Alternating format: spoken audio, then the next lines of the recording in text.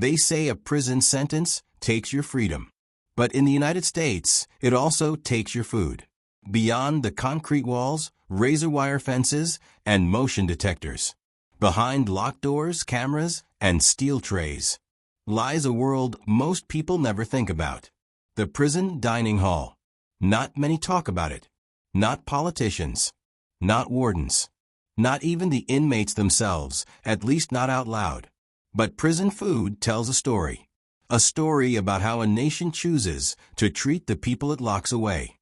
A story of survival, of punishment, of humiliation, and sometimes of quiet rebellion. Welcome to the Federal Prison System Food Line. In most federal prisons across America, breakfast begins before the sun wakes up. 4:30 a.m. The cell doors open with a mechanical groan. The sound of metal grinding against metal. A sound that becomes the soundtrack of years. Inmates file down cold hallways in single lines. No talking. No slowing down. Eyes forward. The chow hall sits at the end of the corridor. A vast open room filled with steel tables, bolted benches, and fluorescent lights that flicker like broken memories. The air smells like bleach, damp bread, and something else. Something no one can name. It's the smell of cheap calories and lost time. Breakfast is waiting. Small carton of milk. Scoop of powdered eggs. Pale, rubbery, nothing like eggs, A spoonful of watery grits, thin as rain. 2 slices of bread, so dry they crumble at the edges. There's no seasoning, no flavor, no warmth. It's food that keeps you alive, but never lets you feel human. Food in federal prison isn't made to be enjoyed. It's designed with a different purpose. To be cheap, efficient, non-negotiable. Meals are budgeted down to the cent. Literally. In many U.S. federal prisons, the daily cost to feed a prisoner can be less than $3 a day. Not $3 per meal. $3 for the entire day. Less than a cup of coffee in the free world. And when budgets get cut, the meals get smaller. The meat becomes processed entrees, a polite term for things made from scraps, fillers, and whatever the supplier could offer cheapest.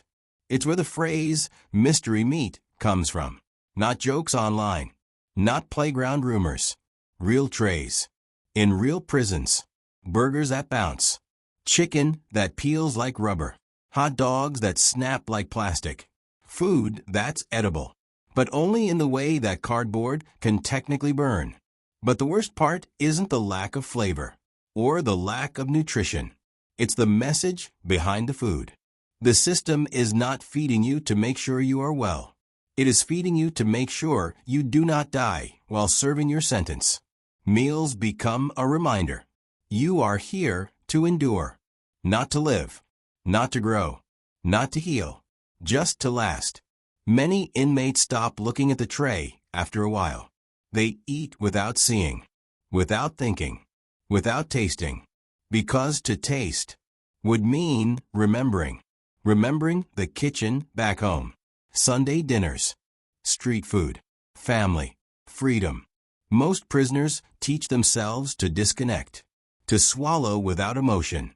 To survive hunger by numbing the part of themselves that cares. But hunger is powerful. It shapes behavior. It shapes loyalty. It shapes violence. And in the federal prison system, food is more than sustenance. It is currency. Control. Power. A honey bun can buy protection. A ramen soup can spark debt. A piece of fruit can start a war. Because when everything else has been stripped away, what you eat becomes the last reminder that you are still a person. Or, at least, you used to be. This is not just a story of prison food. It's a story of a system that believes punishment must be felt every single day. One tray at a time. But to understand how food becomes power, how a scoop of beans can control a man's mind, and how hunger shapes the prison world from the inside out, we need to step deeper into the kitchen, into the storage rooms, into the hands of the people who cook, and the people who control what gets cooked. The kitchen in a federal prison is a world of its own. A world behind locked doors, inside the larger cage. Most inmates never see it. They only see the result, the tray, the scoop, the portion. But the real story of prison food begins where the steam rises, where the metal pans clatter, where the rules are made and broken in silence. The prison kitchen is run by two forces, the staff and the inmates, and the line separating them is thinner than most realize. Before dawn, long before inmates line up for breakfast, a small crew begins preparing the meal. These inmates are called kitchen workers. They wake at 2:45 a.m. No alarm clock, just a guard unlocking a door and calling a name. The work is hard. The pay is almost nothing, sometimes 12 to 18 cents an hour. But the kitchen workers have something more valuable than money. They have access. Access to food. Access to extra portions. Access to items no one else sees. In a place where food is currency, access is power. The guards supervise, but the inmates run the rhythm. One man stirs the industrial-sized pot. A pot big enough to drown secrets in. Another slices trays of processed meat into squares, so uniform it almost looks intentional. Others stir powdered milk into water until it becomes something almost like milk, almost. It is mechanical, silent, repetitive, as if the kitchen is not feeding men, but feeding time itself. There are no spices, no herbs, no oil except the cheapest available. Flavor is not part of the plan. Flavor is a luxury, comfort, enjoyment. And enjoyment is not something the system intends to give. The meals are designed to be barely enough. Enough to stand, enough to work, enough to move, not enough to feel full. Fullness is a form of dignity. And dignity is something prisons remove systematically, piece by piece. But even inside this controlled environment, human nature finds ways to bend the rules. Inmates learn to stretch flavors, to trade, to hide, to create. Someone will smuggle onions from a kitchen. Someone else will pocket a tomato. Another sneaks packets of salt saved from old lunches. A small act of rebellion. A tiny act of reclaiming personhood. It may not seem like much on the outside, but in here, one onion can make a man feel alive. And yet, the kitchen is not just a place of quiet rebellion. It is also where hierarchy forms. Not every inmate gets chosen to work here. Not every inmate wants to. The kitchen workers are chosen by staff, but they are controlled by inmates. Men with influence. Men with connections. Men who control who eats and who starves. Food moves through the prison the same way power does. Slowly, quietly, through hands that understand what it means to take and to give. A scoop of extra rice given to the right person can secure loyalty. A stolen slice of bread can spark a stabbing. A banana can end a friendship or start a war. Because in a place where the meals break you down, any taste of more feels like a taste of freedom. And it's here, in these kitchens, among the steam and the metal pans, that a darker truth begins to show itself. Food is not simply nutrition. Food is behavior management. Prisons use meals the same way they use isolation cells, strip searches, and lockdowns. To shape obedience. Do what you're told, you eat. Refuse, your tray becomes smaller. Your food becomes colder. Your meal arrives later, or doesn't arrive at all. There is no written rule, no policy that says hunger is a tool. But every inmate learns it, fast. Then there are special meals, not for celebration, not for holidays, but for punishment. Meals designed to break the spirit. Meals designed not just to strip flavor, but to strip hope. The most infamous is known quietly among inmates. A name spoken with bitterness. The loaf.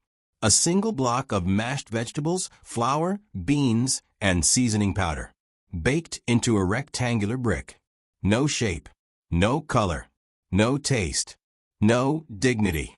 It is handed out to inmates placed in solitary confinement, given 3 times a day, not to keep them living, but to remind them that living is the only thing they are allowed to do.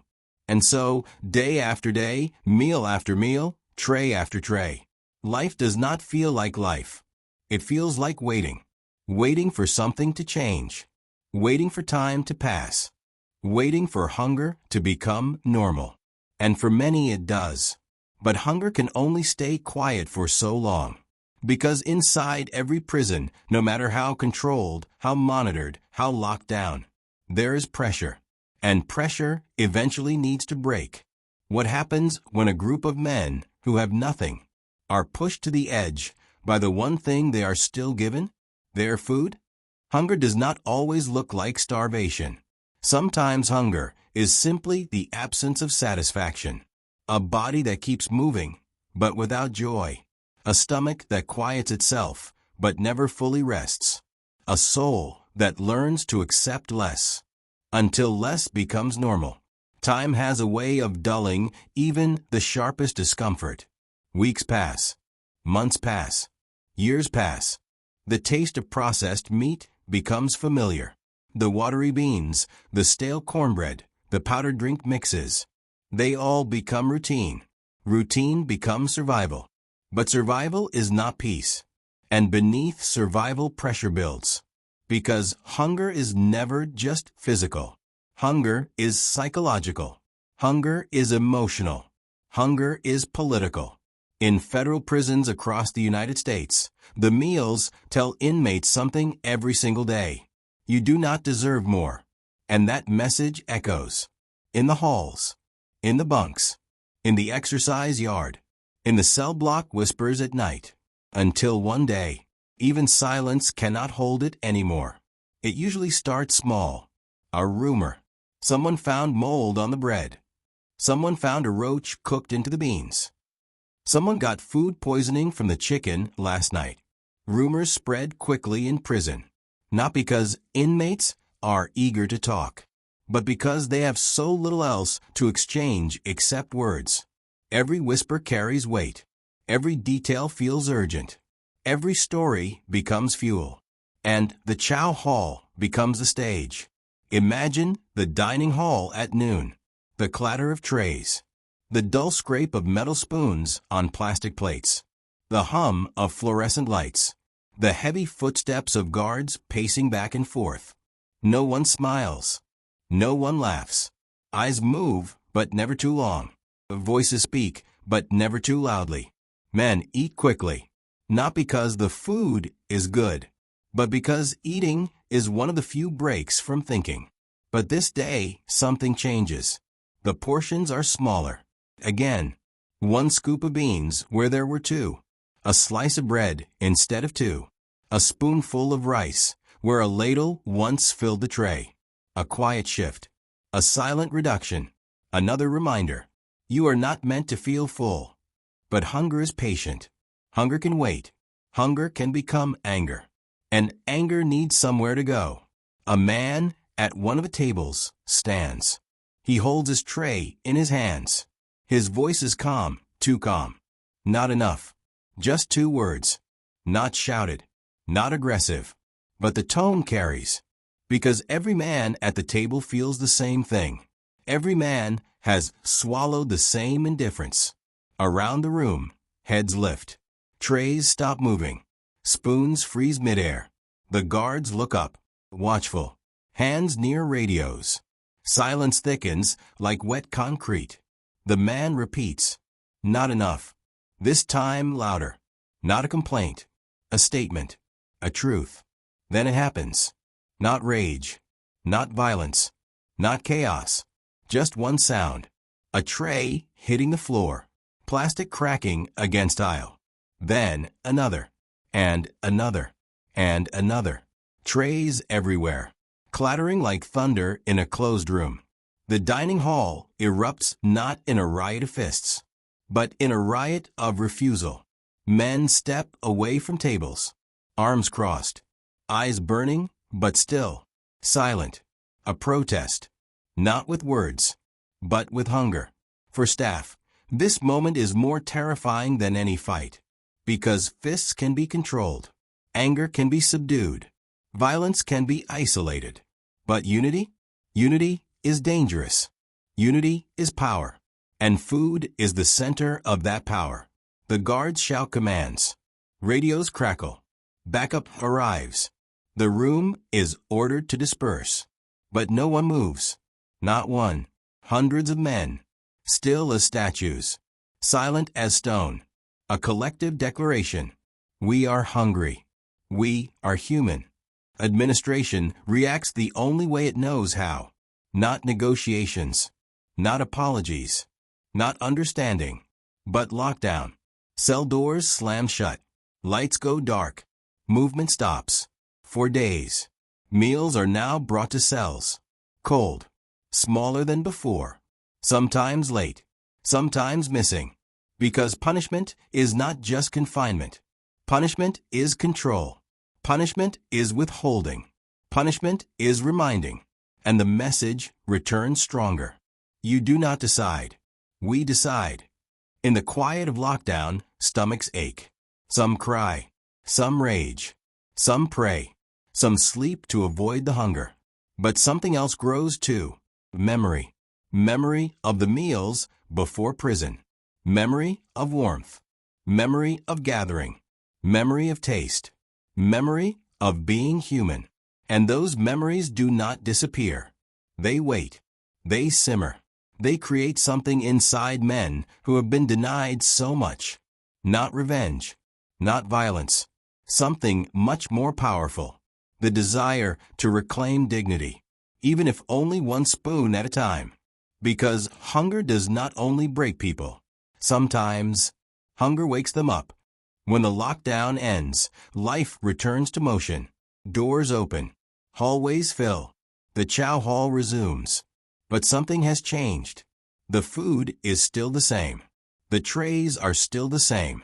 The portions, the powders, the processed meat, unchanged. But the men are not the same. Because once hunger becomes protest, food becomes something more than survival. Food becomes identity. Food becomes emotion. Food becomes expression. And this is where the prison commissary enters the story. The commissary is not a gift. It is not generosity. It is a business. The commissary is where inmates can buy food, if they have money, and many don't.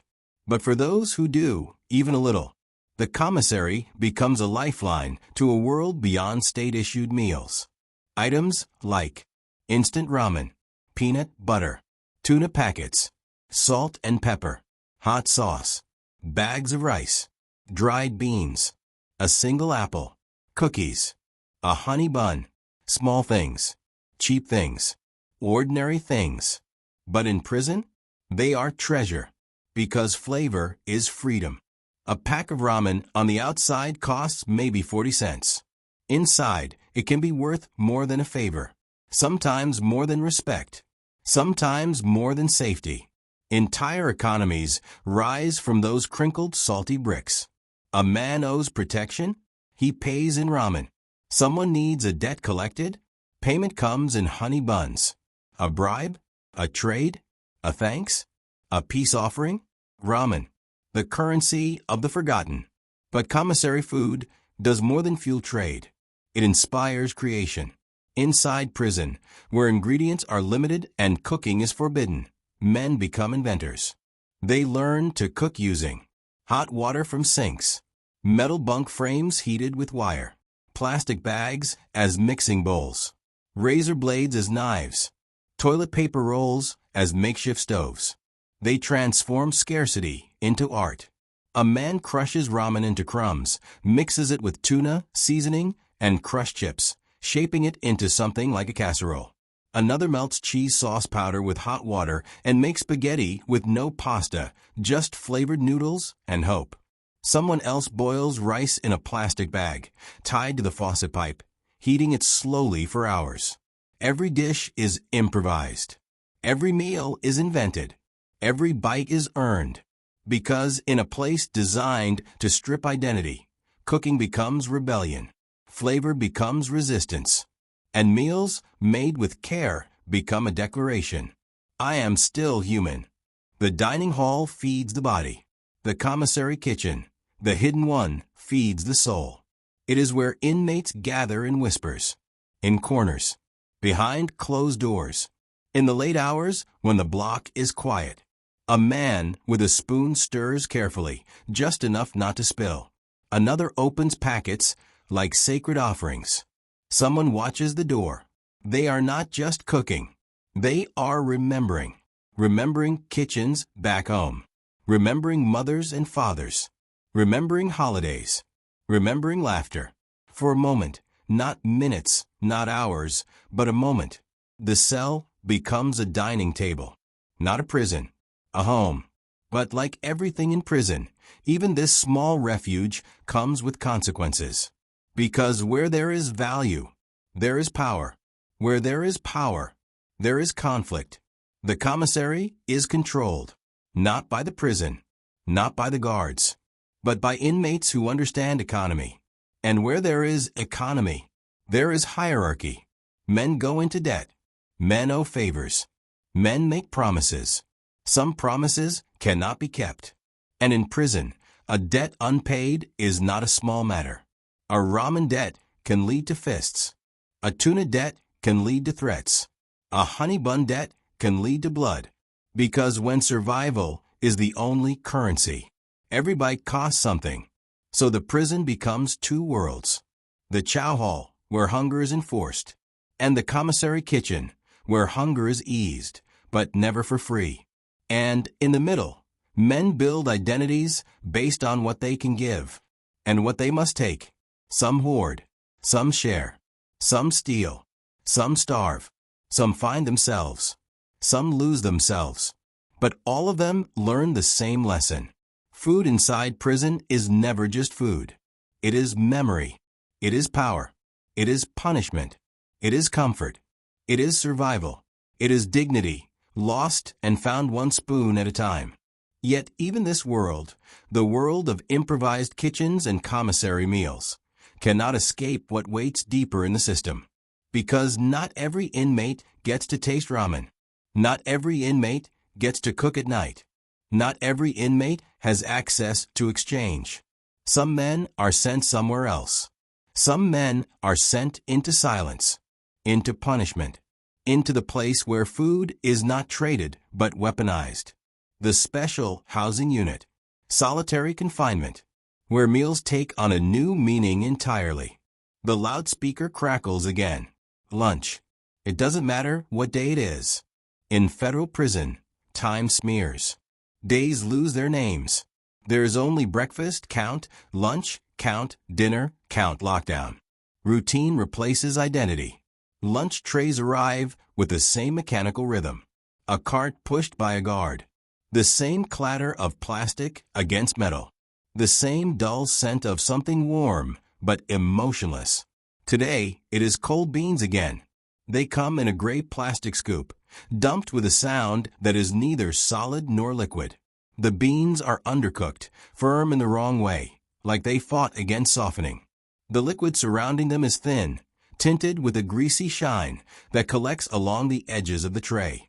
There is also a piece of bread, white, dense, the kind that sticks to the roof of your mouth and refuses to go down without help. No butter, no spread, just a sponge disguised as food. The spoon is plastic. The color is faded. It bends when you press too hard, so you learn not to press. There is no taste, not because the beans lack flavor, though they do, but because the environment steals it. When you eat in a room filled with concrete, metal, and silence, your tongue knows the world has forgotten you. Food becomes just another part of your sentence. In federal prison, meals are less about nutrition and more about compliance. You are fed enough to exist, not enough to feel alive. Dinner arrives. This is where the mystery meat returns. It always comes unannounced. It sits in the center of the tray, with a satin-like sheen that reflects the fluorescent lights above. It is shaped into a perfect square or a rectangle, or sometimes a patty that suggests it once wanted to be a hamburger, before history intervened. The label on the box it came from has likely traveled through 12 warehouses for auctions and 2 government surplus deals. It has no clear origin. It could be beef, could be pork, could be soy, could be all of them, ground together, formed by pressure and glue-like binders, then frozen, thawed, reheated, and served here. The knife is plastic too, so you tear instead of cut. The texture fights you. It does not break. It stretches. The sauce poured over it is brown. Always brown. The same brown that appears over meat, over rice, over noodles, over whatever the kitchen needs to disguise. The brown sauce is a universal cover-up. A culinary confession that says, we don't want you to look too long. The smell is metallic. The warmth fades quickly. You swallow because you must, not because you're hungry. Hunger in prison becomes a concept, not a sensation. After a while, the body stops expecting satisfaction. The stomach learns silence. The mind lowers its standards. You eat to avoid weakness. You eat to avoid fainting. You eat because not eating is a different kind of punishment you didn't sign up for. But beneath the surface, beneath the trays, the lines, the steam tables, the coal pans, something deeper is happening. Food becomes currency. Food becomes survival. Food becomes identity. Those with extra honey packets from breakfast become negotiators. Those with ramen from commissary become power brokers. A scoop of peanut butter is worth more than dignity. A tuna pack can change alliances. A honey bun can calm a storm before it begins. The outside world sees food as something to enjoy. In federal prison, food is something you use to stay alive, to stay steady, to stay human.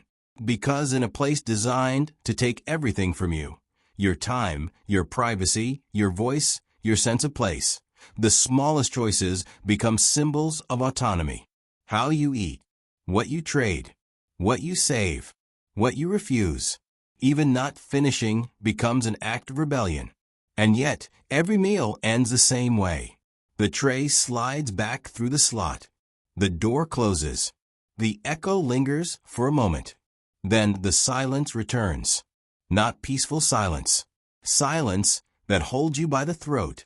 Silence that knows your name. Silence that stays. But the story of prison food does not end at the tray.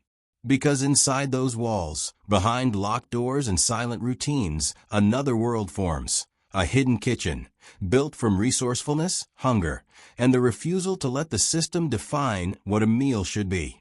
It begins with the smallest act. Saving. A single packet of salt. A corner of bread hidden under a mattress. A slice of bologna folded into a sock to stay cool. A plastic bag tied shut to keep insects out. In federal prison, every scrap has potential. The tray may offer disappointment, but behind closed doors, ingenuity stirs. The stinger becomes the first tool of rebellion. A stinger is not provided. A stinger is invented. 2 razor blades. 2 pieces of electrical wire. A plug from something that once broke. You twist, connect, wrap tape, and suddenly, you have a way to boil water. Water that is meant to be lukewarm becomes boiling hot. This alone transforms everything. Rice can be recooked. Beans can finally soften. Noodles from commissary, ramen, the currency of the incarcerated, become the centerpiece of entire meals. With boiling water, the world expands. And then there is the microwave. Not every prison allows them. But when they're present, they become sacred. The microwave carries no brand loyalty, no clock, no digital beeping cheer. It is just a humming steel box that spits heat, and inside it, hope rises.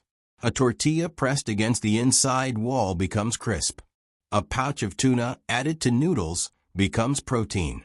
A slice of cheese, processed into something that stretches like rubber, melts slowly, stubbornly, but eventually submits. And suddenly, the tray's mystery meat is no longer the final word. It becomes an ingredient, something to be transformed. But cooking in prison is not only about hunger. It is about dignity.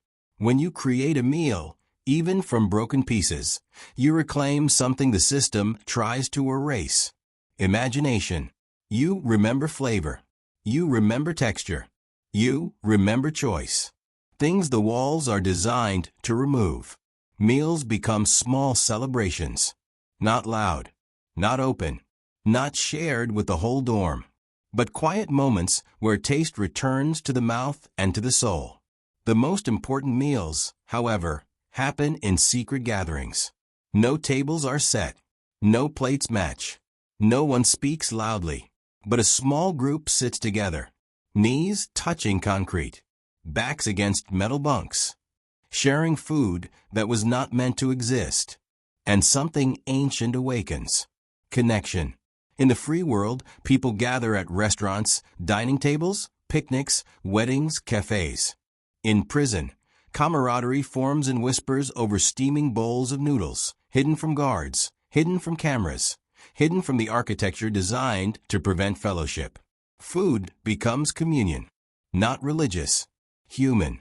And for a moment, even if just one, the walls do not win. The institution does not win. The silence does not win. A bite of warm food reminds the mind of who it once was. Not an inmate, not a number, but someone who once laughed, once celebrated, once ordered their favorite meal, once sat across from someone they loved. Food brings memory. Memory brings identity. Identity resists erasure. But the system knows this too, which is why everything about prison meals is intentional. Not to nourish, but to neutralize. Because a man with no appetite is easier to control. A man with no taste for life forgets how to fight for it. A man who accepts what is given without question stops imagining alternatives. This is not just food. It is design. Over time, the body adapts to the meals. Not because they are nourishing, but because the body has no choice. The stomach learns to stop demanding flavor. The tongue grows quiet. Hunger becomes a memory instead of a signal. This is one of the quiet transformations of incarceration. Not dramatic, not visible, but deeply human. Taste fades. And when taste fades, so does something else. Joy. Because food has always been more than survival. It has been culture, conversation, warmth, memory, comfort, identity. When food becomes merely fuel, life becomes merely endurance. The human body tries to resist. At first, inmates pick at meals, push trays away, try to hold on to dignity through refusal. But refusal has a cost. If you do not eat, the hunger will come. If you ignore hunger, the weakness arrives. If you ignore weakness, the body collapses. And prison does not wait for the weak. So, eventually, most souls surrender. Not because they want to, but because the body insists. The system counts on this surrender. This is where the psychological shift begins. Food becomes transactional. A spoonful of peanut butter can buy protection. A pack of ramen can buy loyalty. A honey bun can buy silence. A coffee bag can buy violence. Calories become currency. Men trade taste for safety. Safety for influence. Influence for survival. Food becomes economics. And economics shapes power. The strongest man is not always the one who fights the hardest. Sometimes, it is the man with the commissary locker full. In a world without money, food becomes money. And like money anywhere, some have more, some have less. This changes how people speak, how they walk, how they respect, how they fear. Food becomes identity. And in this transformation, something profound happens inside the mind.